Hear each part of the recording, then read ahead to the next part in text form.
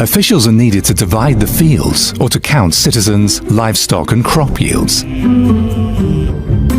They collect taxes, using force if need be. They're responsible for protecting caravans through the desert. And on the river, they hunt down smugglers.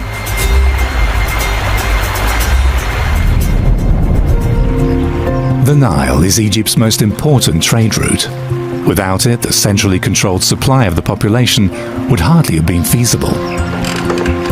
Large quantities of grain, as well as stones for the construction of temples and pyramids, have to be transported.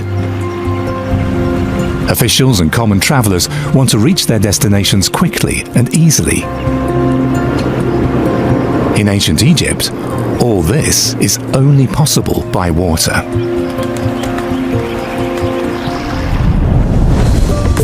The building material for the first boats grows on the banks of the Nile.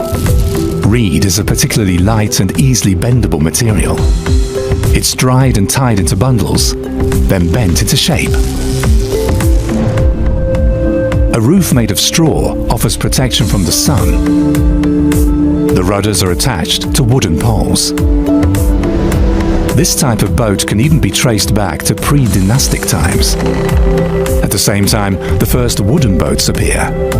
Their construction follows the same principle. Instead of reed or papyrus, wooden planks are tied together with ropes made of palm or papyrus fibers.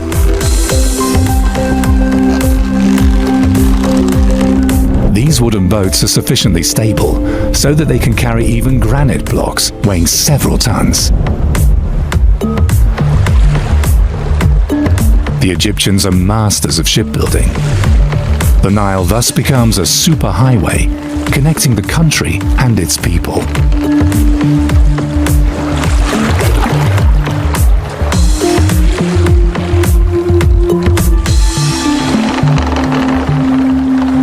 The Nile basically sufficed as a transport artery for the whole length of the country. So the way to get around in ancient Egypt was by boat. And so the Nile was a very busy artery. The Nile not only brought life to Egypt in terms of bringing the silt that allowed agriculture to happen, but the Nile brought a means to get around the country and unify the whole nation. It's this combination of the esoteric underpinned by the practical, which really does sum up the Egyptians in a nutshell. From the very beginning, the Egyptians were masters of making sense of their world, no matter how complex and mystifying it might seem to us. And this same ability to bring order is also found in the way they structured their early society, adopting levels of bureaucracy that border on the obsessive. In the ancient city of Abydos, the site of Egypt's first royal burial ground, archaeologists found the origins of a system that we still have to put up with today. It's most fitting that this city of death was the find spot of the earliest means of calculating that other great certainty, taxes.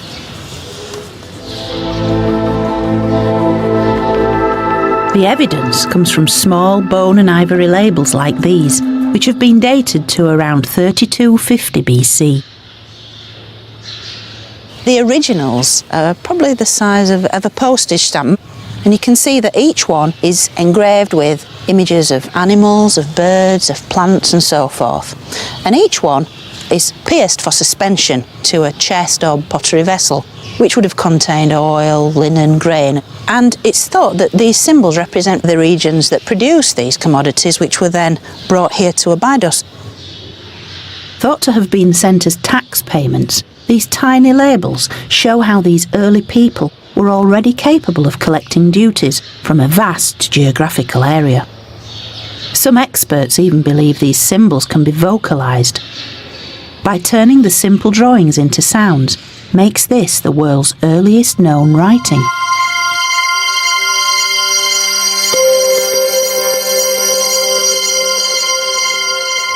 Now, isn't it interesting that the world's earliest writing wasn't developed to express some great outpouring of emotion or express grand passion? It was simply a means of calculating taxes. These symbols soon became a sophisticated writing system of elegant signs we call hieroglyphs, which means sacred carvings. And these signs represented every aspect of the Egyptian world, which were only translated in 1822 with the discovery of the Rosetta Stone.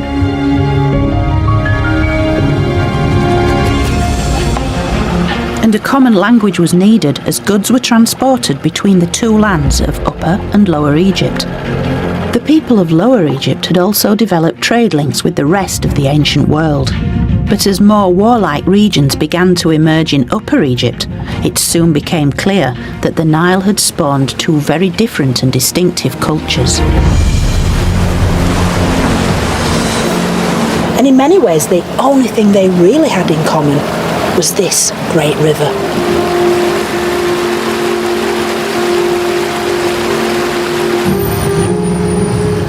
The inevitable clash between these cultures is recorded on what many consider to be ancient Egypt's founding document. Taking the form of a giant ceremonial cosmetic palette, this is an exact copy of the original Narmer palette. And however idealised and embellished, it depicts the pivotal moment when the southern king Narmer defeated his northern enemy. A split second after this mace comes down onto this northern enemy's head and he's executed, he's killed, he is no more, Narmer himself remains. In fact, wheeled vehicles hardly play a role in pharaonic Egypt. One of the rare exceptions, ox carts used to transport ships over land. Egyptian boats can be disassembled into their component parts if necessary, and reassembled at their destination, plank by plank. In warfare, this can provide decisive advantages. Behind this is an ingenious plug-in system. There's not a single piece of metal. A few wooden nails ensure that the parts stay firmly together, even in stormy weather.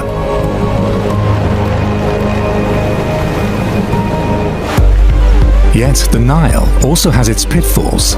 Rapids, so-called cataracts, are like small waterfalls. Here the current becomes very fast and dangerous. As a rule, however, the river is navigable all year round, over a length of almost 900 kilometers between the Nile Delta and the first cataract near Aswan. Shipping traffic is possible in both directions.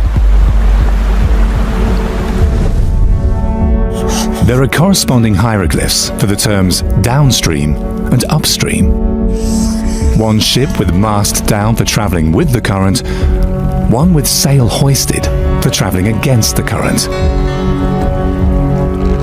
Whether underway with muscle or wind power, the cataracts are the biggest obstacle to navigation. Trade goods and raw materials such as gold, copper or wood have to be unloaded here and reloaded beyond the rapids. Special transport roads are built to bypass the cataracts. A slipway consists of two embankments heaped up on the sides. Round wooden planks are laid across the direction of transport. A thick layer of moist mud is crucial. Even larger ships can thus be pulled with comparative ease. Despite all adversities, the Nile is the main traffic artery in ancient Egypt. Ancient Egypt was a hydraulic society, so to speak, since everything was oriented towards the Nile. That concerns agriculture as well as traffic. Water also divides the living from the dead in a certain sense, as the dead are usually buried on the west side of the river. The Nile also dominates the belief system of the ancient Egyptians. When high dignitaries die, they are ferried to the west, where the royal tombs are located. A pyramid serves as a kind of staircase for the ruler to ascend to heaven. And as he needs a boat in the afterlife, complete ships are buried at the foot of the pyramids, so-called sunbarks. The slightly curved side walls of the pits follow the shapes of the slender boat hulls that were probably once stored there. The actual barks, however, have decayed. Other than in the vicinity of the Khufu pyramid on the Giza plateau. Here in 1954, archaeologists discover 2 boat pits still intact and untouched. For about 10 years, an Egyptian-Japanese team has been working on the recovery of the second so-called Khufu barge. Alas, microorganisms seem to have entered the tomb during the first drilling. The condition of the wood is worrisome. When dismantled, the boat is like a gigantic puzzle.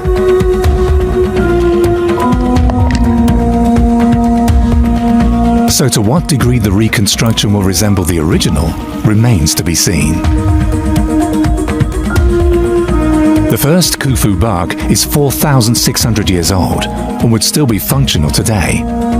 However, it was never intended for the waters of the Nile. For the Egyptians, the sun god moved across the sky in a boat, in a bark.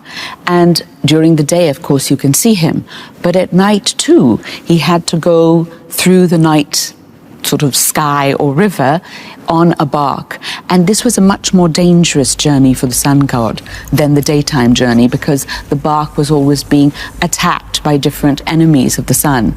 And so the night journey, he had to fight them off. And the bark was not only a method of conveyance, but it was almost like a warship to make sure that he was safe and that the sun would rise and the world would continue the next day.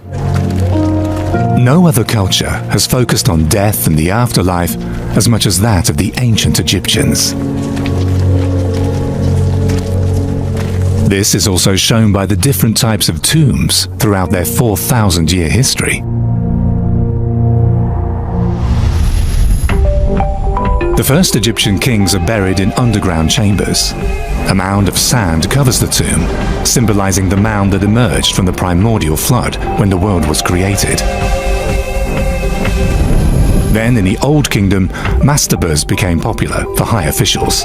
Stone-built burial chambers below ground, topped by a rectangular stone structure.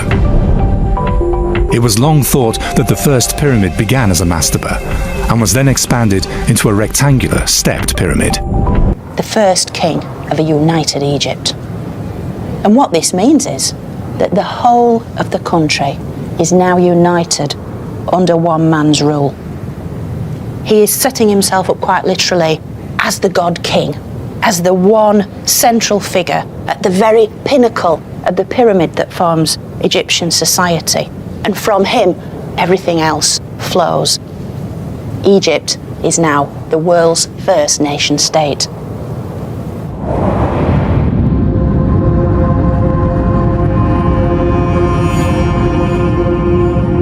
What made ancient Egypt is all here. The art forms, the forms of religion, and even the world's first writing, hieroglyphic script. This is the name of Nama. The catfish, Na, and the chisel, Mer, Na, Mer, striking catfish. As the first king of Egypt, Nama is protected by the cow goddess Hathor, stands beside Horus, the falcon god of kingship, and is dressed in all the same paraphernalia as every king who succeeds him. He has the tie-on false beard to emphasise his virility and his strength. And this is matched, of course, by the tie-on bull's tail. It's a wonderful feature. This idea you could just tie a little tail onto the back of the belt and then take into yourself the power of a bull. This palette is Egypt's earliest historical document. It's the blueprint of how every future pharaoh will be portrayed in the company of the gods.